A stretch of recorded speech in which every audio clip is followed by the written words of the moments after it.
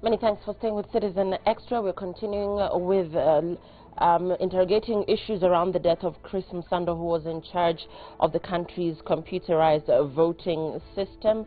The body of Msando and an identified woman were found and taken to the city mortuary, and of course news on his death broke yesterday. We will be looking at the dailies now, and what headlines are screaming this morning, of course, as reactions on the death of the late Msando continue.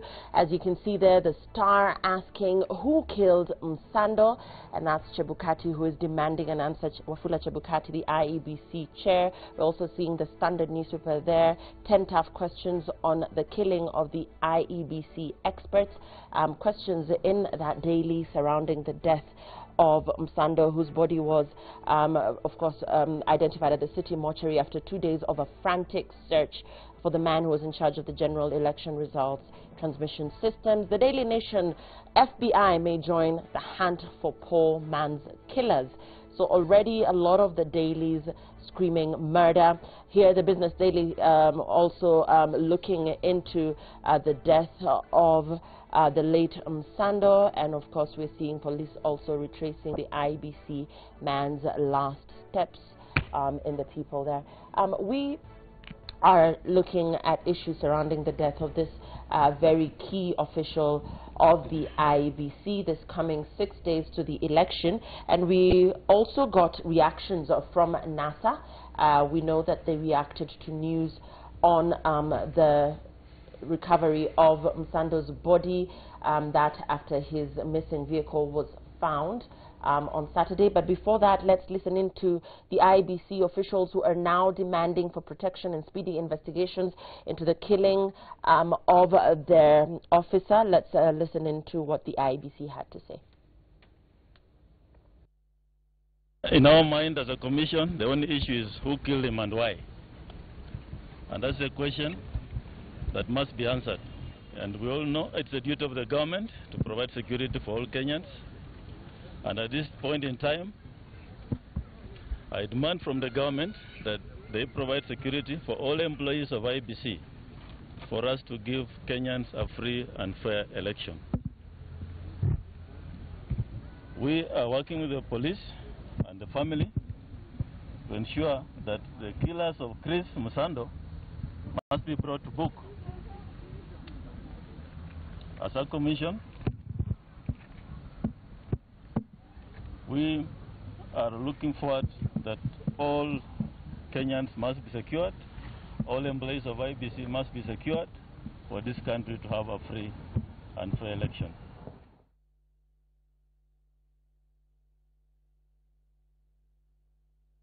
Our officers are supported by the homicide team on the case to retrace the movement of the deceased right from the time he left office, and any other movements that he might have made in the course of the day, for us to get to know at what point or who are involved with this heinous act. I want to say that we are professional investigators.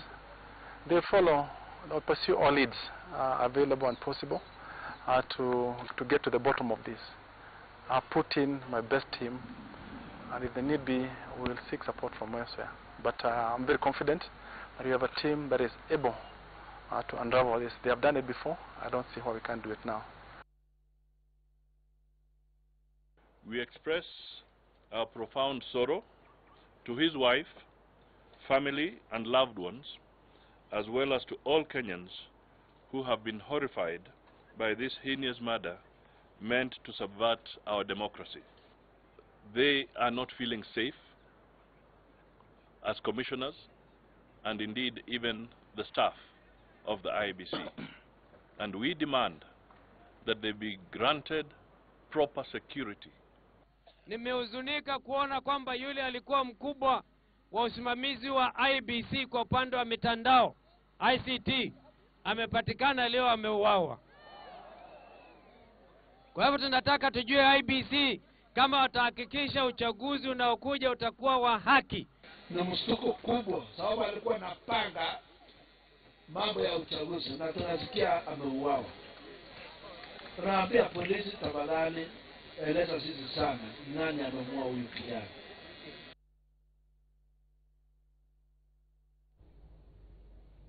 Reactions on the death of Chris Monsanto there. As you can see, we've got reactions there from NASA, who of course are speaking out against security surrounding the elections. We also had from DCI boss Ndegwa Mohoro. We're also hearing the IEBC chair there, Wafula Chebukati, reiterating once again that security of the IEBC commissioners is paramount. And as we continue to look at issues surrounding the death of Chris Monsanto, we are now crossing over to Hassan Mugambi, who is joined by NASA officials who continue again to air their concerns and, of course, their opinion on the killing of Chris Monsanto. Let's listen in.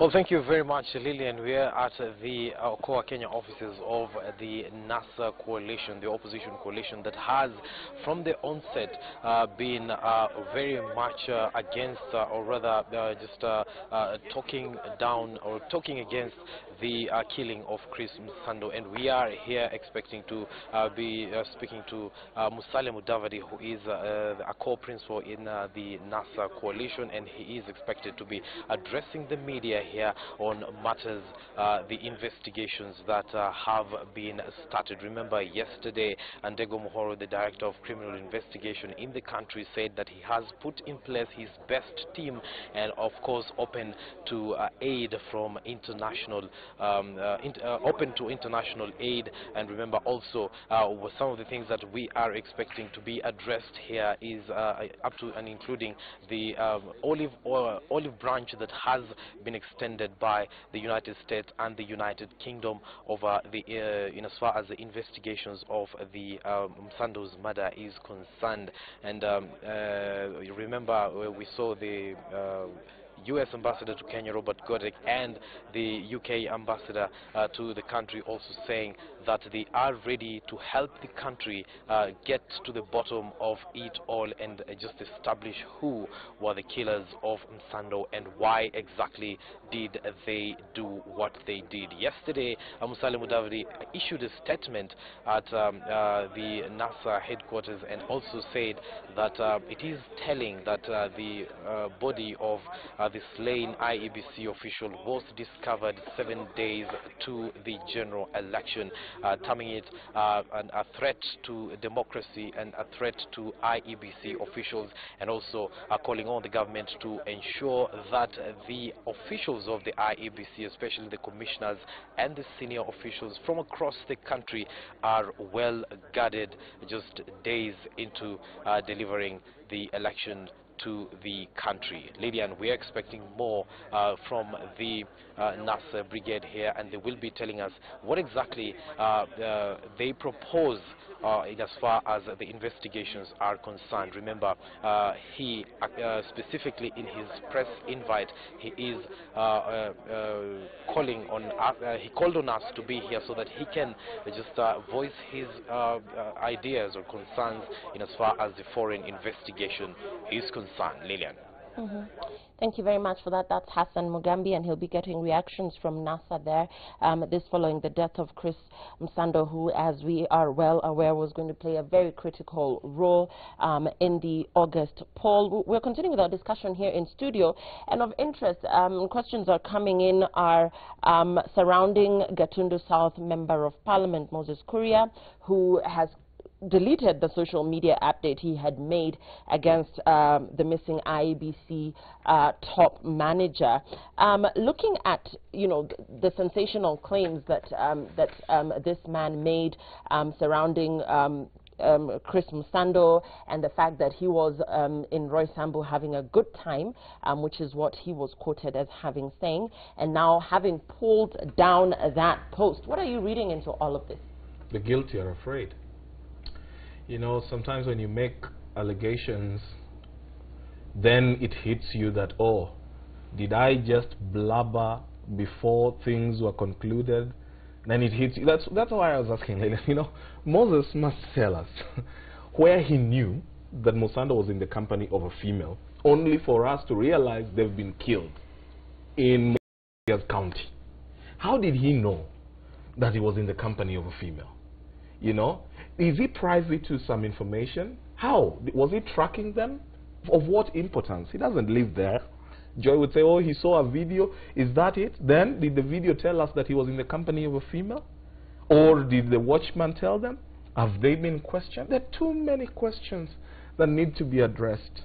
And, you know, of course, we're looking at, just this weekend, there was an attack at the home of the Deputy President, and this, of course, is raising questions on Kenyans' ability to hold an election without violence. The attack on Chris Monsanto, also another violent attack, and a lot of people are looking at this, of course, as politically instigated. So, once again, concerns over the fact that this election will indeed be a test, coming, of course, from lessons learnt in the previous election, with the ICC having to take charge of the situation that, of course, turned volatile. Let's hear your views, Joy. What do you think of all of this in terms of our security systems? Of course, Kenyans are now concerned for their own safety, because we're looking at very high-ranking officials having their security threatened, and therefore the question the Kenyans are asking is, what about them? Are they secure? Okay, just before I answer your question, there's something I need to make clear. I am not saying that, and I like what David is insinuating, I'm not saying that this is impossible, that was a political matter, no.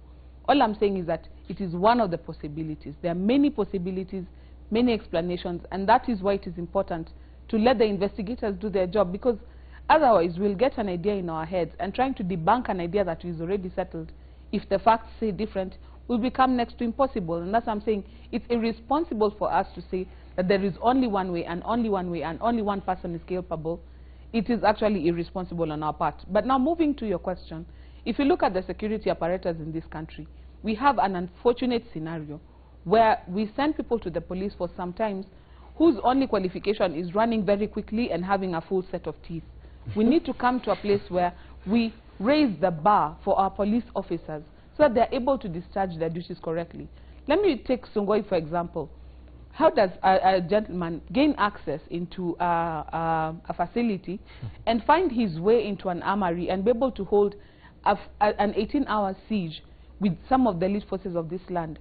It tells me two things. One, that this was no ordinary hawker. Because an ordinary hawker, you hear a gunshot, you're already on the floor. But this guy was able to, if the reports that are coming through are correct, he was able to operate not only the gun that he took from the officer at the gate, but what he found in the armory. He was able to use different types of weapons and be able to create the impression that he was not by himself. So you think he's a pro? You think he's a pro? You think he was not I think he's a pro. He may have used the hawker as a cover, but this is a guy who knew his way around weapons.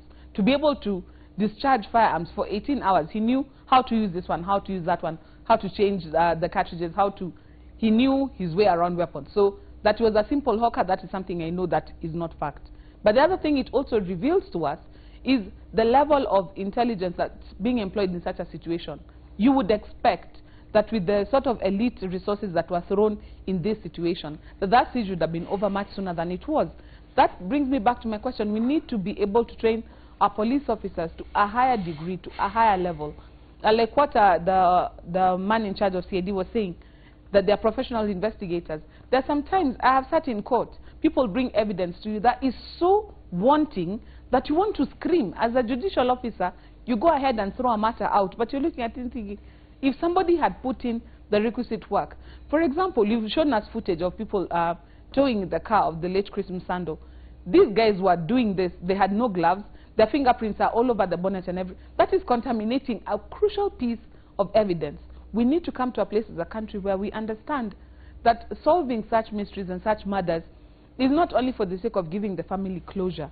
It also helps us, the general populace, to have confidence that if anything happens to me, I can leave it to the police. Otherwise, what we have is what the situation we have now, where people think, you know what, if it's the police on top of it, then nothing good can come out of it. Okay. Now, when we start getting to that level, then the general population think, if my security cannot be assured by the people in charge, Maybe it's a good idea if I did my own security. Now that takes us back to where people were in 2007, 2008, where you're thinking, rather than waiting for my neighbors to come and attack me, let me also arm myself so that in case of that eventuality, I can secure myself.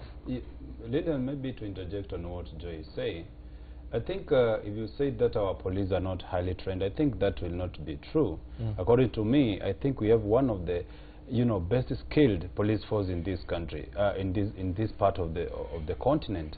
And maybe what you could have said is that they need more can be done to exacerbate their skills to a higher level and all that. But having said that, I think one thing that we are doing as public is actually relying on speculations, especially which are finding their space through the social media platform. I want to say that police do not do the investigations in public or through the public domain perspective.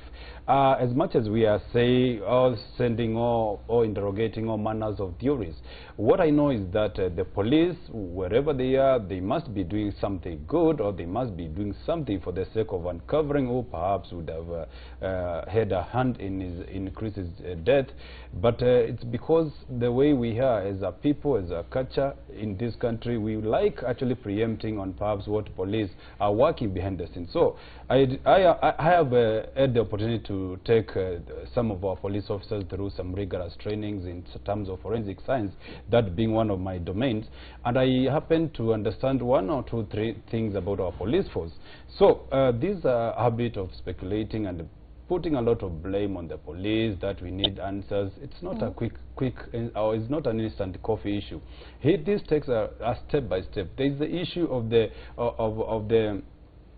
scene of crime. It has to be handled in a manner, it has to be devoid of any contamination and all that. There's also the trace evidence handling. That has to be done in a way that it's also devoid of any contamination. Then there's also the dusting, the fingerprinting and all that.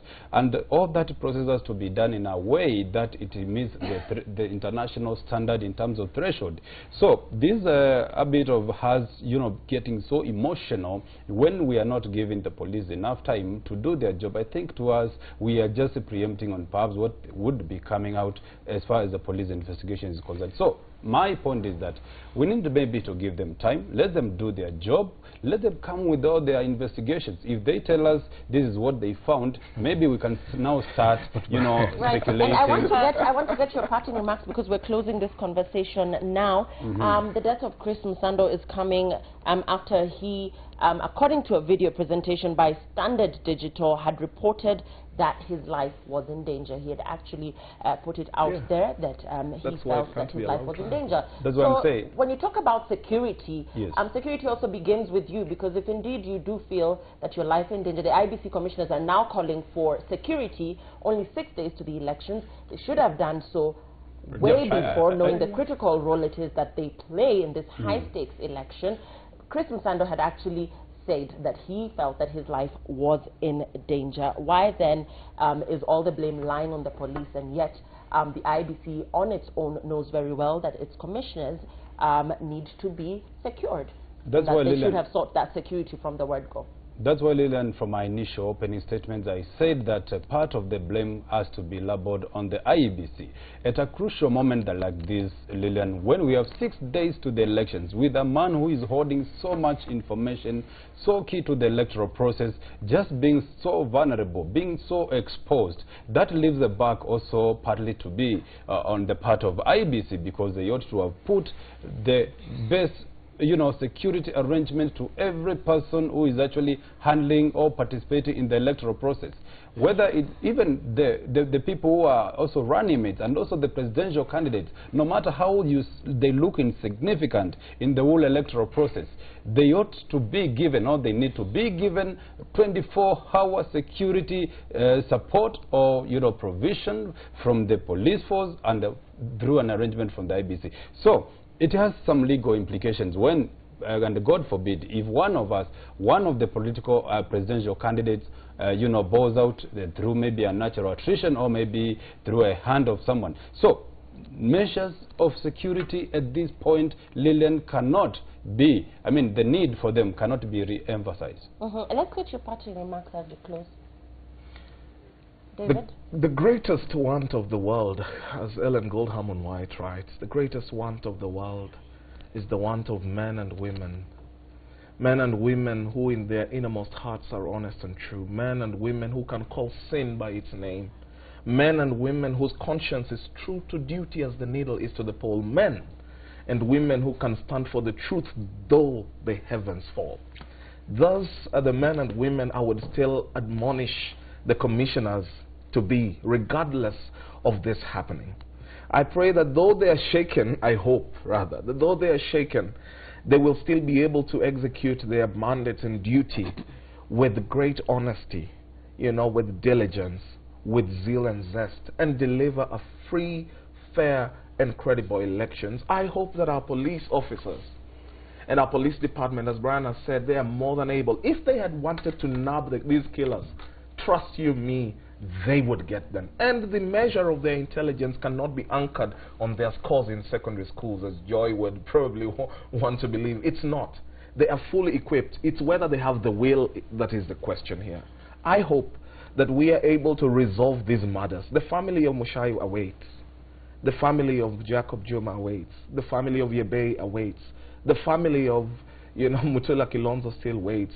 All these families that have had their loved ones murdered and assassinated for political reasons, or so it may seem, still wait. Even Saitoti and Ojode, they still wait. Right, so we're closing. And Declan, is it in the interest of any side of the political divide to come out and make statements regarding this particular incident, seeing that an investigation is currently underway? We do know that immediately that he was reported missing, NASA bloggers claimed that he went missing so as to allow for a shoddy test of the IEBC ICT systems during the national trial run, and then that was followed by Moses Kuria, who then came out on his Facebook page saying that the late Msando was having a good time, you know, in Roysambu.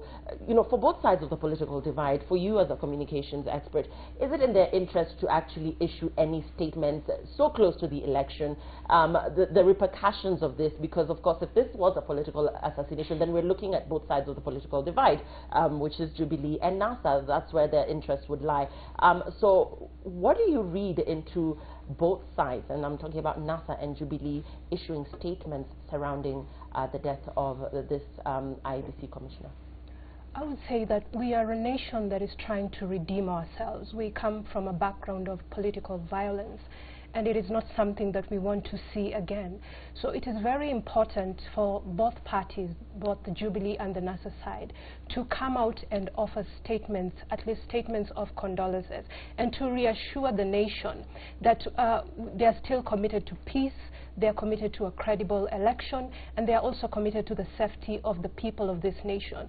Because what we need at most is public trust. We need to restore that, to public trust towards our institution, public trust towards our leaders, and public trust even towards ourselves as neighbors, because as we move on towards the election, it is very important that we have a sense of well-being as a nation. And the question, Joy, as we close, is who killed Msando? I think that's really what's important here, and that's what our viewers are asking, even as people read political mischief into this, and even as people label it a political assassination. The questions that Kenyans are asking is who killed Msando, and if indeed it was a political assassination, then for them, how assured are they that the elections will be fair and credible? The fact that it is Chris Monsanto who's deceased is what now directly affects directly influences the second question. Will the elections be free and fair? If it was any other gentleman who was dead, wouldn't be linking this to the elections. And I think one of the things that the IEBC has to do now is say, okay, fine, in the absence of Chris, we have this particular team, and yes, the elections will be free and fair. We've seen also the NASA statement that came out.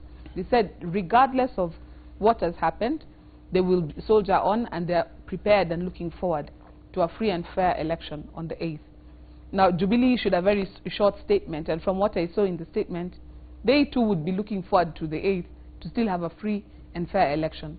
But now moving beyond that, as Kenyans, we need to look at ourselves as a society. The Rwandans are going to elect their president on Friday, I think, or Saturday. we don't hear the same sort of drum beats of war coming out of Rwanda. Coming out of Rwanda, as we've had here. The Britons have elected their prime minister. We've seen the French elect one. The South Koreans have elected one in the period when we've been electioneering. But Kenyans, for some reason, we have decided when it comes to an election season, that 3 months, there's nothing else we're doing. Is this politics? We need to come to a place where we understand that this is just one, it's a glorified job application. And let's do it, finish it, and move on with life. Because Kenya has to remain a going concern. We cannot be doing this to ourselves every 5 years. It's not worth it. I thank you for your time. We're now crossing over once again to Okoa, Kenya, as we wait for a section of the NASA leadership to issue a statement this after the death of Chris Msando. Once again, the NASA leadership talking out on this, speaking out on this particular incident. Let's cross over to Okoa, Kenya. President.